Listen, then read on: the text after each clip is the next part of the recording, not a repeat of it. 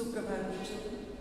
Class 12 chemistry के period में मैं एक बार फिर से तुम सबका स्वागत करती हूँ। और केमिस्ट्री में हम चैप्टर 6 पढ़ रहे हैं, 2 दिन से चैप्टर 6 पढ़ रहे हैं। उसमें चैप्टर 6 में हमने निष्कर्षण के सिद्धांत पढ़ना शुरू किया था। निष्कर्षण के सिद्धांत में कल मैंने तुम्हें बताया था कि अयस्क का सांद्रण रासायनिक पृथक्करण के द्वारा कैसे किया जाता है, जिसमें हमने उदाहरण लिए थे। एल्यूमिनियम का उदाहरण था, एल्यूमिनियम हमने उससे बनाया था। एल्यूमिनियम के उदाहरण के साथ साथ हमने गोल्ड का उदाहरण लिया था, हमने सिल्वर का उदाहरण लिया था। और उसके बाद हमने ये पता किया था कि जो धातु का अयस्क है, उस धातु के अयस्क को जो ऑक्साइड के रूप में उपस्थित नहीं होता, तो उसको ऑक्साइड के रूप में कैसे परिवर्तित किया जाता है। आज हम उससे आगे वाला चरण पढ़ेंगे। और उससे आगे वाला चरण क्या है? धातु ऑक्साइड का अपचयन। धातु के ऑक्साइड का अपचयन किस तरह किया जा सकता है। देखो, हमने शुरुआत कहाँ से की थी? हमने धातु अयस्क को अलग किया था खनिज से। अलग करने के बाद उसको हमने पाउडर के रूप में परिवर्तित किया था पीसकर। उसके बाद हमने उसका सांद्रण किया विभिन्न विधियों के द्वारा। वो निर्भर करता था कि अयस्क की प्रकृति क्या है, उस प्रकृति के ऊपर निर्भर करता था। ठीक है, तो अब जो हम ये चौथा भाग पढ़ रहे हैं धातु के निष्कर्षण का, धातु ऑक्साइड का अपचयन, इसको भी 4 विधियों द्वारा संपन्न कराया जा सकता है। और ये 4 विधियां हम अलग अलग धातुओं के ऑक्साइड में इन विधियों का पालन करेंगे। कहाँ कहाँ किस किस का पालन करेंगे, ये सिद्धांत में अच्छे से समझना है। देखो, पहली विधि है कार्बन के द्वारा अपचयन कराना। दूसरी विधि एल्यूमिनियम के द्वारा अपचयन कराना। तीसरी विधि स्वतः अपचयन, अपने आप ही धातु अपचयित हो जाती है। ठीक है, उसके बाद चौथी विधि है विद्युत अपचयन, विद्युत प्रवाहित करके अपचयित कराना। अब इसमें बेटा मैंने नीचे एक समीकरण लिख रखी है। ये समीकरण मैंने किस लिए लिखी है? ये समीकरण इस पर आधारित नहीं है, अपचयन पर आधारित नहीं है। ये समीकरण क्या बता रही है कि अपचयित करने से पहले हमें ये जान लेना जरूरी है कि क्या अभी भी सांद्रित अयस्क के अंदर अपनी अशुद्धियां उपस्थित हैं, कुछ अशुद्धियां उपस्थित हैं। अगर कुछ अशुद्धियां उपस्थित हैं तो उन अशुद्धियों में हम क्या करते हैं? एक फ्लक्स मिला देते हैं। फ्लक्स बोलते हैं उस रासायनिक पदार्थ को जो केवल अशुद्धियों के साथ ही अभिक्रिया करता है, जो अयस्क के साथ अभिक्रिया नहीं करता, केवल अशुद्धियों के साथ अभिक्रिया करता है, उसको फ्लक्स बोला जाता है। और गैंग यहाँ पर हमने अशुद्धियों के लिए इस्तेमाल किया। ये हम यहाँ पर कोई विलायक मिलाएंगे, ये कोई विलायक मिलाया और गैंग हमने यहाँ पर अशुद्ध के लिए इस्तेमाल किया। ठीक है, और यहाँ पर जो बनने वाला है उत्पाद, अशुद्धि और विलायक से मिलकर जो उत्पाद बनता है उसको स्लैग बोला जाता है। ये बात समझ में आई?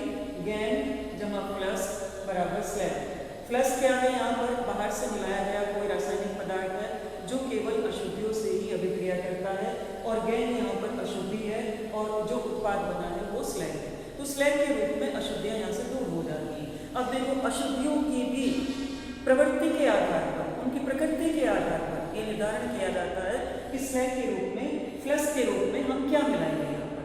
देखो, अशुद्धियाँ अगर अम्लीय अशुद्धियाँ हैं, SiO2 या P2O5 की अशुद्धि अगर उपस्थित है, या अगर क्षारीय अशुद्धियाँ हैं, calcium oxide, magnesium oxide, zinc oxide की अशुद्धि उपस्थित है। देखो, अगर अम्लीय अशुद्धि है तो हम उसमें इनमें से कोई एक पदार्थ मिला दें, क्या होगा? इसके साथ अभिक्रिया हो जाएगी और ये जो अशुद्धि है ये बाहर निकल जाएगी। और अगर क्षारीय अशुद्धि है तो इनमें से कोई पदार्थ मिला दें, ये फिर से अभिक्रिया हो जाएगी और ये अशुद्धि बाहर निकल जाएगी। मैं दोनों की अभिक्रिया नीचे लिख रही हूँ। देखो, अगर अम्लीय अशुद्धि उपस्थित है तो अम्लीय अशुद्धि के लिए हम क्या मिलाएंगे? क्षारीय फ्लक्स मिला। अभिक्रिया कैसे होगी? क्षारीय फ्लक्स यही होगा, ये जो यहाँ पे SiO2 अम्लीय अशुद्धि उपस्थित थी प्लस CaO हमने मिलाया, अभिक्रिया हुई CaSiO3, ये बन गया अपना स्लैग। ये बात समझ में आई? जो एक बार हमारी अशुद्धि है वही दूसरी बार हमारे लिए फ्लक्स का काम करती है। अब दूसरे के किया जाए क्षारीय अशुद्धि के लिए, क्षारीय अशुद्धि पहले से उपस्थित है, ZnO पहले से उपस्थित। अब इसमें मैंने मिला दिया SiO2, मिलाने के बाद क्या होगी? ZnSiO3, वापस से बन गया अपना स्लैग। ठीक है, इसी अगर अभी भी कोई अशुद्धि उपस्थित होती है तो उसको बाहर निकाल दिया जाता है। ये अशुद्धियाँ यहाँ पर निकल गई अपनी। अब अपचयन कराते हैं क्योंकि अब अपने पास केवल ऑक्साइड के रूप में अयस्क ही बचा हुआ है, तो अब हम उसको अपचयन करना शुरू करते हैं। सबसे पहला कार्बन के द्वारा अपचयन। जो कार्बन द्वारा है सबसे पहला अपचयन, ये सबसे पहले अपचयन की अभिक्रिया में यहाँ पर लिखेंगे। जैसे ZnO प्लस कार्बन मिलाने पर Zn बन जाएगा और कार्बन मोनोऑक्साइड बाहर निकल जाती है। क्योंकि अब हमें क्या करना है, अब ऑक्साइड अयस्क को हमें परिवर्तित करना है धातु में। ये ऑक्साइड अयस्क है। ऑक्साइड हम कल बना चुके थे और ये धातु बन जाएगी इससे, और कार्बन मोनोऑक्साइड गैस के रूप में बाहर निकल जाती है। ये बात समझ में आई। इसी तरह से दूसरा भी हम दिखा सकते हैं जो हमने कल बनाए थे। जैसे ZnO के साथ साथ कल हमने कॉपर का भी ऑक्साइड बनाया था, कॉपर के साथ साथ हमने आयरन का भी ऑक्साइड बनाया था और एल्यूमिनियम का भी ऑक्साइड बनाया था। ठीक है, तो उनको भी कार्बन के द्वारा ही अपचयन किया जाता है। Fe2O3 प्लस कार्बन, ये मिलकर क्या बनाएगा, CO एक तो बनने वाला है, 2Fe plus 3CO, carbon monoxide बनेगा। अब ये जो कार्बन मोनोऑक्साइड बनी है ये एक अपचायक की तरह से कार्य करती है। Fe2O3 इसी अभिक्रिया को आगे बढ़ाते हुए CO, इससे क्या बन जाएगा 2Fe plus 3CO2, CO2 gas निकल जाएगी। ये बात समझ में आ गई। तो इसकी आयरन का के केस में जो अपचयन कराया जाता है धातु ऑक्साइड का, कार्बन के द्वारा भी अपचयन होता है और कार्बन मोनोऑक्साइड के द्वारा भी अपचयन होता है। और इन दोनों में एक प्रश्न भी पूछा जाता है तुमसे कि कार्बन मोनोऑक्साइड एक अच्छा अपचायक है कार्बन की तुलना में। इस प्रश्न का उत्तर मैं बताऊंगी बेटा। आयरन की, लोहे की पूरा का पूरा धातु कर्म हमें पढ़ना है। तो जब हम लोहे का पूरा धातु कर्म पढ़ेंगे तब मैं तुम्हें इस प्रश्न का उत्तर बताऊंगी। क्योंकि एक नंबर में प्रश्न पूछा जाता है कि कार्बन मोनोऑक्साइड और कार्बन दोनों ही अपचायक हैं और आयरन को, लोहे के ऑक्साइड को अपचयित करने के लिए दोनों का इस्तेमाल होता है। तो दोनों में से अच्छा अपचायक कौन सा है? और अच्छा अपचायक जो है, अगर हम मान लें कि कार्बन मोनोऑक्साइड अच्छा अपचायक है तो कार्बन मोनोऑक्साइड एक अच्छा अपचायक क्यों है, ये हमें बताना होता है। एक और मैं यहाँ पर अभिक्रिया लिख देती हूँ ऑक्साइड और के लिए। जैसे लेड का ऑक्साइड बोर्ड है PbO प्लस C, ये भी बदल देगा, लेड में परिवर्तित हो जाएगा और कार्बन मोनोऑक्साइड बन जाएगा। तो ये अपनी पहले कार्बन द्वारा अपचयन की चारों अभिक्रियाएं हमने लिखी। अब उसके बाद हम आते हैं एल्यूमिनियम द्वारा अपचयन। ठीक है, नंबर 2 मैं यहाँ पर ले लेती हूँ इसको, एल्यूमिनियम द्वारा। एल्यूमिनियम द्वारा अपचयन को हम बोलते हैं एल्यूमिनो थर्माइट प्रक्रम। ठीक है, इस प्रक्रम का एक अलग से नाम है एल्यूमिनो थर्माइट प्रक्रम। ठीक है, थर्माइट शब्द का मीनिंग है गर्म, अधिक ताप, अधिक ताप। ठीक है, क्योंकि थर्मा वर्ड का मीनिंग होता है टेम्परेचर, ताप, अधिक ताप। और एल्यूमिनियम हमने धातु के रूप में इस्तेमाल करेंगे इसमें, और प्रक्रम प्रक्रिया, जो प्रक्रिया चलने वाली है। देखो एल्यूमिनियम थर्माइट प्रक्रम में हम क्या करेंगे, एल्यूमिनियम हमें लेना ही पड़ेगा प्लस Cr2O3, ये क्रोमियम का ऑक्साइड, क्रोमियम ऑक्साइड। ठीक है, क्रोमियम और मैंगनीज ऑक्साइड के लिए Cr2O3 और Mn3O4, इन ऑक्साइड के लिए ये एल्यूमिनियम थर्माइट का जो प्रक्रम है इसको इस्तेमाल में लाया जाता है। देखो यहाँ क्या होगा, एल्यूमिनियम ऑक्सीजन से अभिक्रिया कर लेगा और क्रोमियम बाहर निकल जाएगा, Al2O3 और 2Cr धातु बाहर निकल जाएगी, प्लस Al2O3, ये क्रोमियम था, क्रोमियम धातु। और इसी तरह मैंगनीज के साथ भी अभिक्रिया होगी। ठीक है, मैंगनीज का भी ऑक्सीजन एल्यूमिनियम के साथ चला जाता है, Al2O3 बन जाता है और मैंगनीज अलग हो जाता है उससे। ये हमारे दो प्रक्रम हुए। अब उसके बाद आते हैं देखो स्वतः अपचयन जिन धातुओं में किया जाता है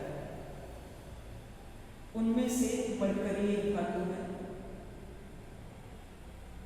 धातु ऑक्साइड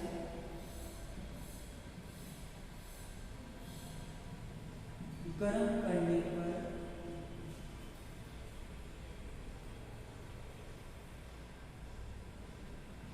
धातु बनाता है।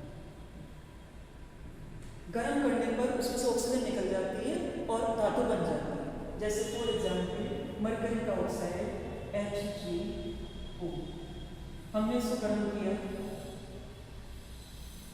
गर्म करने, ठीक है, गर्म करने पर क्या होगा, मरकरी निकल गई और ऑक्सीजन गैस बाहर निकल गई। इसको बोलते हैं स्वतः अपचयन, अपने आप ही अपचयन, ठीक है। एक कॉपर के अंदर भी स्वतः अपचयन होता है, लेकिन उसकी अभिक्रिया उसमें स्वतः नहीं, उसमें अपने आप गर्म नहीं होता। उसमें क्या होगा, एक तो CO2O होगा कॉपर का ऑक्साइड और एक Cu2S कॉपर का सल्फर। ये कहाँ से आएगा, देखो कॉपर का भी पूरा धातु कण हमारे सिलेबस में है, तो ये अभिक्रिया दोबारा से भी आएगी।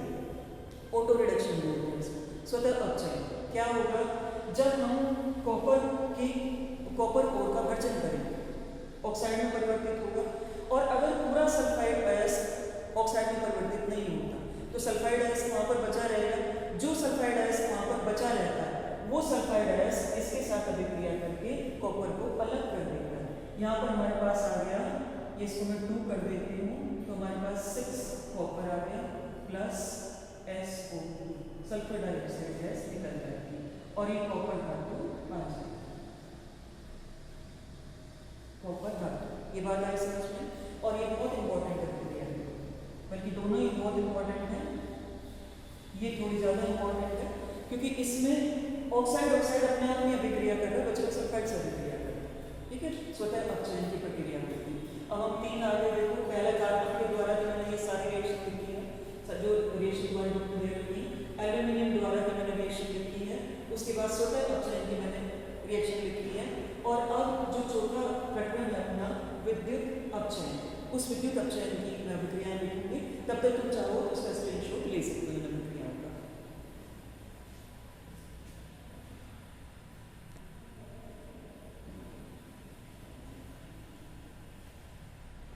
हाँ बेटा, अब हम आते हैं अपने चौथे प्रक्रिया की तरफ, विद्युत अपचयन।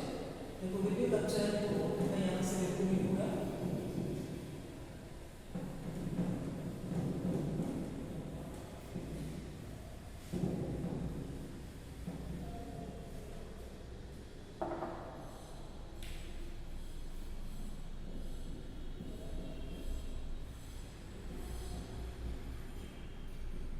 विद्युत अपचयन। देखो इतना तो नाम से पता चल रहा है कि विद्युत प्रवाहित करने पर धातु अपचयित हो रही है। कैसे अपचयित हो रही है, जो अधिक क्रियाशील धातु है, अत्यधिक क्रियाशील धातु, मैं उनके नाम यहाँ लिख रही हूँ, सिंबल लिख रही हूँ कि सोडियम है, पोटेशियम है, कैल्शियम है, मैग्नीशियम, ये सब अति क्रियाशील धातु है। ये अति क्रियाशील धातु अपने लवणों के विलयन, यदि इनको गर्म किया जाए, यदि इनके लवणों के विलयन को गर्म किया जाए, तो गर्म करने पर कैथोड पर और एनोड पर हमें अलग अलग पदार्थ प्राप्त होते हैं। कैसे, देखो विद्युत अपचयन में मैंने सोडियम क्लोराइड का विलयन ले लिया, NaCl। विलयन लेने पर जब इसमें विद्युत प्रवाहित की जाएगी, विद्युत प्रवाहित करने पर ये सोडियम आयन में परिवर्तित हो जाएगा और क्लोराइड आयन में परिवर्तित हो जाएगा। ये बात आई समझ, बहुत सरल समीकरण है, बहुत पहले से पढ़ गया है। अब कैथोड और एनोड, ये कैथोड एक इलेक्ट्रोड है जो विद्युत प्रवाहित कर रहे हैं और एनोड दूसरा है, क्योंकि विद्युत प्रवाहित की जा रही है तो जो हमारे पास विद्युत सेल है उसके अंदर 2 इलेक्ट्रोड उपस्थित होते हैं। कैथोड पर सोडियम जाएगा, सोडियम आयन प्लस इलेक्ट्रॉन लेकर सोडियम धातु में परिवर्तित हो जाएगा, ठीक है। और एनोड पर क्लोराइड जाएगा, अपना इलेक्ट्रॉन देकर Cl में कन्वर्ट हो जाएगा प्लस इलेक्ट्रॉन, और ये जो इलेक्ट्रॉन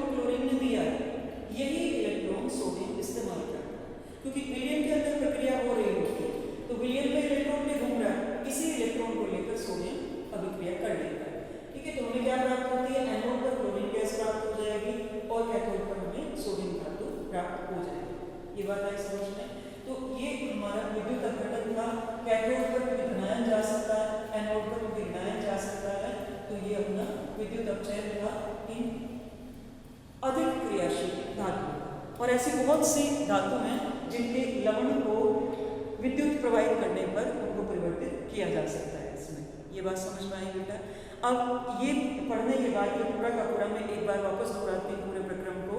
हमने आज जो पढ़ा है धातु ऑक्साइड का अपचयन, जिसको हमने पहला पढ़ा कार्बन के द्वारा अपचयन, दूसरा हमने पढ़ा बल्कि चौथा हमने पढ़ा है विद्युत के द्वारा अपचयन, दूसरा हमने पढ़ा था एल्यूमिनियम के द्वारा अपचयन, ठीक है, और तीसरा हमने पढ़ा था स्वतः अपचयन। कुछ धातु अपने आप ही स्वतः ही अपचयित हो जाती है, अपने ऑक्साइड से सीधे वो धातु में परिवर्तित हो जाती है। उसके बाद फिर हमने पढ़ा विद्युत अपचयन। विद्युत अपचयन में जो अधिक क्रियाशील धातु है वो अधिक क्रियाशील धातु अपने लवण के विलयन के रूप में यदि उपस्थित है और उनमें विद्युत प्रवाहित की जाती है तो विद्युत के प्रवाह से कैथोड और एनोड पर एक एक आयन चला जाता है और कैथोड पर धनायन जाता है, जिससे कैथोड पर उन्हें धातु की प्राप्ति हो जाती है। अब ये जो धातु यहाँ से प्राप्त हुई है, अगर मरकरी मिला दी जाए यहाँ से, क्योंकि धातु यहाँ पर H2O उपस्थित है, तो ये जो धातु प्राप्त हुई है ये H2O के साथ वापस से अभिक्रिया कर सकती है। तो हम क्या करते हैं कि जो Na हमें प्राप्त हुई प्लस मरकरी मिला देते हैं, इसके अंदर मरकरी मिला के रखते हैं। तो मरकरी मिलाने पर NaHG सोडियम अमलगम हमें प्राप्त हो जाता है, सोडियम अमलगम, ठीक है। ये सोडियम अमलगम एक एलॉय है, मिश्र धातु है जो सोडियम और मरकरी से मिलकर बनी है। बनाने के पीछे का कारण क्या है कि अगर सोडियम ऐसे ही रहेगा तो अतिक्रियाशील धातु, तो मालूम है अतिक्रियाशील धातु है, जल उपस्थित है अपने विलयन में तो जल के साथ अभिक्रिया करके NaOH बना देगा। तो NaOH ना बनाए, हमें सोडियम के रूप में ही प्राप्त हो, इसके लिए हमने मरकरी इसके अंदर मिला दिया। तो सोडियम अमलगम हमें मिल गया। अब सोडियम अमलगम से हम सोडियम को आसानी से प्राप्त कर सकते हैं। ये बात समझ में आई बेटा। अब जो अपना आखिरी भाग बचा हुआ, वो आखिरी भाग क्या है कि अब इनका शोधन कैसे किया जाए। धातु तो हमें प्राप्त हो गई और अब ये जो धातु प्राप्त हुई है इन धातुओं का शुद्धिकरण कैसे किया जाए, क्योंकि हम इस चरण पर आकर भी ये निश्चय नहीं कर सकते कि ये धातु अपने शुद्ध अवस्था में प्राप्त हो। तो धातुओं के शोधन के लिए हमें अलग अलग तरीके अपनाने पड़ते हैं, और जो अलग अलग तरीके अपनाने पड़ते हैं उनमें से मैं केवल एक तरीका आज इस वीडियो में तुम्हें बताऊंगी। बाकी के जो तरीके हैं वो तरीके हम फिर कल पढ़ने वाले हैं, कल वाले वीडियो में पढ़ेंगे। तो जो पहला धातु का शोधन है, अब अपना अगला भाग ले लेते हैं।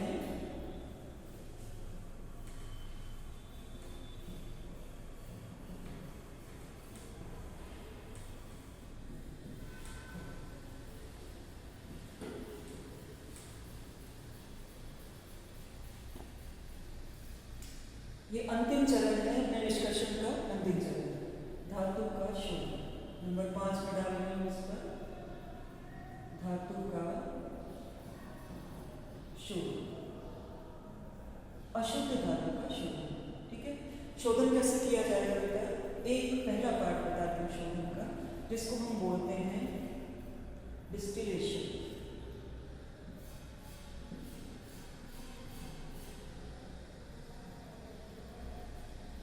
ठीक है। डिस्टिलेशन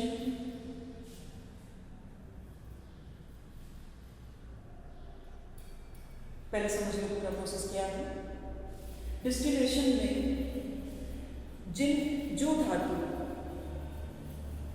अब जिनका गलनांक कम होता है, जिनका गलनांक कम होता है, अधिक नहीं होता, जिनका गलनांक मतलब जो आसानी से द्रवित की जा सकती है, उन धातुओं के लिए ये तरीका उपयोग में लाया जाता है। डिस्टिलेशन का तरीका उपयोग में लाया जाता है। इसमें हम क्या करेंगे, पहले धातु को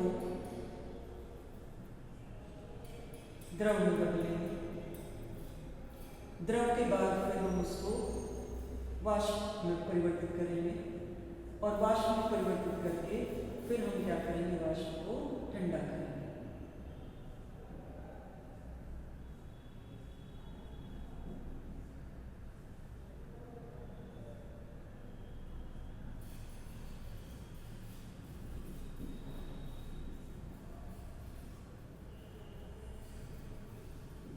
शुद्ध रूप। देखो अब पूरी प्रक्रिया को समझ लो। पहले धातु जैसे हमें यहाँ से प्राप्त हुई है, ठीक है, तो अधिकतर केसेस में वो द्रव के रूप में ही होती है। हम क्या करेंगे, उसको द्रव को वाष्पीकृत कर देंगे। वाष्पीकृत कर दिया हमने, वाष्पीकृत करने के बाद फिर हमने उसको ठंडा किया। ठंडा करने पर वो धातु द्रव में फिर से बदल जाएगी, वाष्प में बदलने से फिर से द्रव में बदल जाएगी। लेकिन इस बार जो द्रव में बदलेगी तो वो शुद्ध रूप प्राप्त होगा। कारण इसका क्या है और ये तरीका किन धातुओं के लिए उपयोग में लाया जाता है?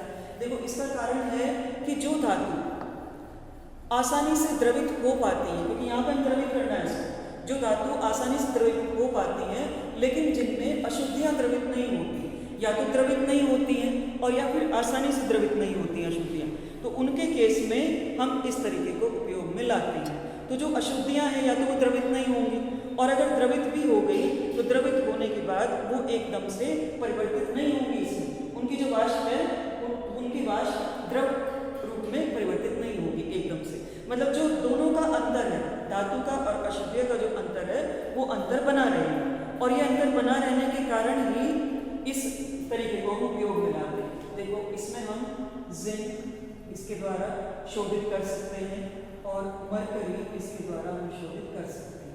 ये जिंक धातु है और ये मरकरी,